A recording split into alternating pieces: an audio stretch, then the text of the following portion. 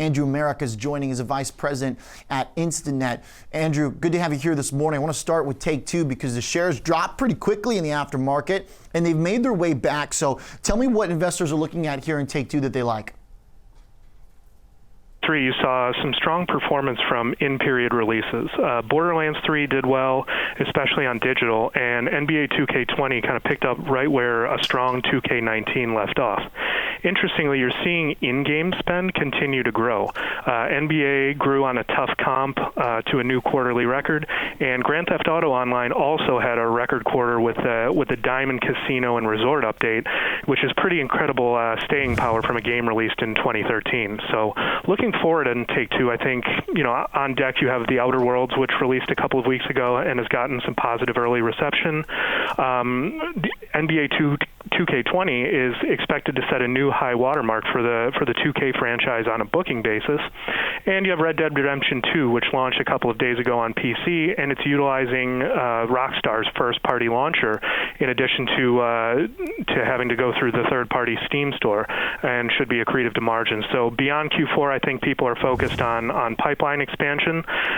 We see some promise from the games and private division, as well as ramping up production on internally developed titles, but this isn't something that happens right away. But the company is investing in the capabilities they need to make that happen.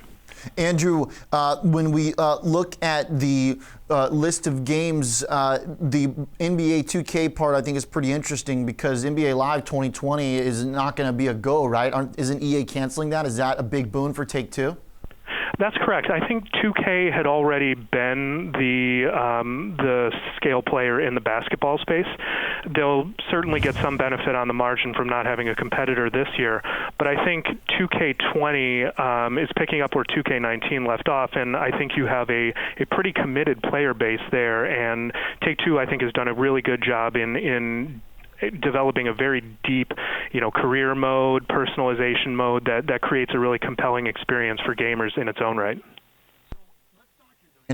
When you look at the first games you went to, okay, Red Dead was like the third mention.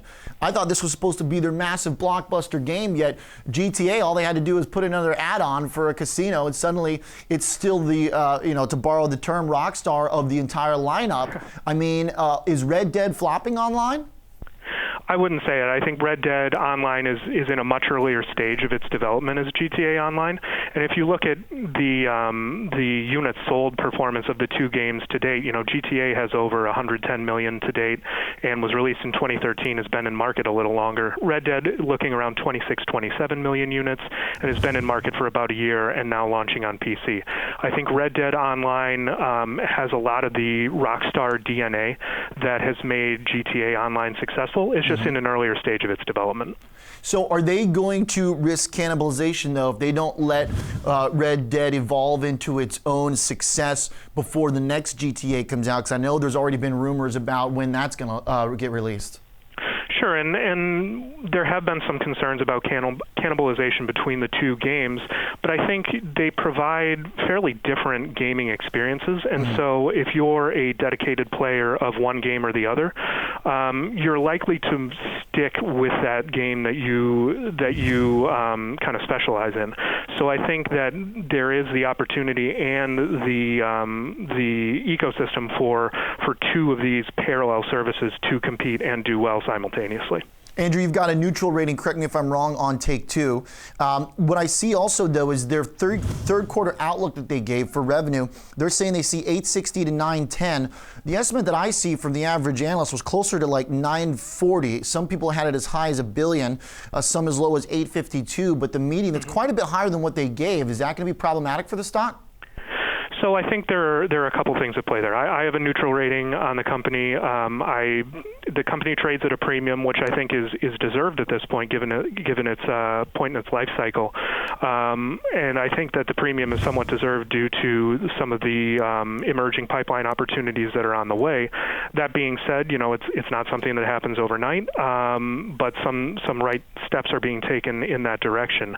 On the 3Q guide, the company typically errs toward the conservative side, and I think that if you're looking at some of the trends in especially the NBA series and what you're seeing in some of the early performance from games like the Outer Worlds, I think you're comfortable with where they guided, and I think that really what people are going to be looking for heading forward is interest in the pipeline in fiscal 21 and beyond, and to the extent that it ever comes news about the upcoming Grand Theft Auto release, whenever that is. Andrew, do they have a big holiday game, or is the release that they've had, a series they've had for the last basically 12 months, going to mean that they fall behind next quarter? Because there's no big plans for a holiday game from Take-Two, is there? In terms of a frontline release, Take-Two is relatively quiet in the holiday quarter. I think what you'll see from them is more emphasis on the in-game spend and those ongoing live services. They're typically, their big launch for this year was Borderlands 3 in September, and you'll see some content coming out for that in the winter. You'll see more releases, I think, in the GTA Online and Red Dead Online space. I think the emphasis is on player engagement and retention rather than driving big unit sales. Okay, let's switch over to Activision. It feels like a very different story to me, Andrew, which is one about survival in the battle royale world that kind of killed Call of Duty a little bit. Active users in the third quarter, about 316 million, is a decline of 8% from the previous year. Seems like this is a company that's still struggling a little bit when you look at the comps. Revenue also still down. Yet I look at the street, and everybody still says to buy this stock, basically, Andrew. 26 buys versus 7 holds from the analyst community. Yeah, I think the comp issue is a little bit less concerning, given, especially in Q3, you had a couple of big releases in the prior year that comped and were not repeated this year. I think if you take a step back and look at how the company is doing, I think that there's a lot of promise here. In Q3 results, they were a little better than expected. You saw rejuvenated strength in World of Warcraft from the World of Warcraft Classic launch in August. Call of Duty continued to drive strong in-game bookings as Black Ops 4 is kind of falling off its cycle, and even Candy Crush, a franchise that's been around for almost 8 years, is continuing to grow. I think the real story from yesterday is how some of the Q4 launches are shaping up and what that means for Q4 and beyond. So looking into Q4, as I said earlier, you had the World of Warcraft Classic launch, rejuvenating the franchise. They set a record in terms of subscriber additions in the quarter. And then subsequent to that, in Call of Duty Mobile launched on October 1st and had a really strong start, generating over 100 million downloads in its first month. And the October release of Call of Duty Modern Warfare is also off to a strong start, with its first 3 days sales surpassing that of last year's Black Ops 4. And then with BlizzCon on November 1st, you had a number of announcements of pretty big titles, including Diablo 4 and Overwatch 2, that are getting people excited in the pipeline there. And I think the company's focus going forward is planning on leaning into efforts aimed at driving engagement and expanding their reach, which we think is absolutely the right move given the advantageous position they have in intellectual property. So, Andrew, who's the bigger competitor to Activision? I mean, is it the big game makers that we're talking about here, EA and Take-Two, or given that their King and the Candy Crush situation is still important to them, is it more Zynga that is trouble for the mobile side? I mean, where does Activision sit in terms of the competitive landscape? I think so if you look at their bookings, it's about a third between console, PC, and mobile. So they're facing competitive entrants from all over the gaming space. But I think really the overarching theme of the gaming industry is good content wins. And one of the reasons that I like Activision so much is that they have very good name brand content, including Call of Duty, World of Warcraft, Overwatch, and more. And it's basically all internally developed. I think that positions them really well to be able to capitalize on trends in the gaming industry, and that's why they're my top pick right now. So you like Activision, Andrew. What do you think about the look ahead they gave for fourth quarter? Because again, judging by some of the estimates, looked like they came up a little bit shy for their guidance of 115 versus 127 on the bottom line, and then revenue 265. Street was looking for about 275 from what I see. Are they lowballing it to be safe? I think the company is incorporating a healthy amount of conservatism as games like Call of Duty Mobile are in their early stages.